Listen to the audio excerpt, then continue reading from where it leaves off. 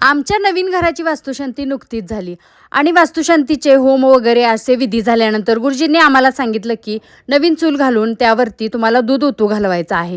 मग किचन कट्ट्यावरती आमच्या नंदुबाईंनी इकडच्या तिकडच्या विटा घेऊन एक नवीन चूल घातली आणि नंतर मी या चुलीचं पूजन करून घेतलेलं आहे आणि नमस्कार केलेला आहे।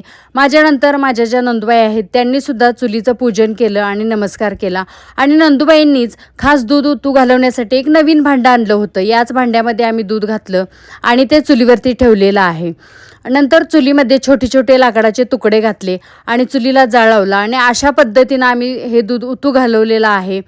जेव्हा आपण नवीन घरामध्ये पूजा किंवा वास्तुशांती घालतो त्यानंतर हा विधी करायला सांगितला जातो। आम्ही सुद्धा तो केलेला आहे आणि अशा पद्धतीनं दूध उतू घालवणं म्हणजे शुभ मानलं जातं। त्यामुळे आमच्या सुद्धा चुलीवरती असं दूध उतू जाताना पाहून आम्हाला खूप छान वाटत होतं। चला तर मग व्हिडिओ आवडला असेल तर लाईक करा, शेअर करा आणि चॅनलला नक्की सबस्क्राईब करा। भेटूया पुढच्या व्हिडिओमध्ये। चला बाय।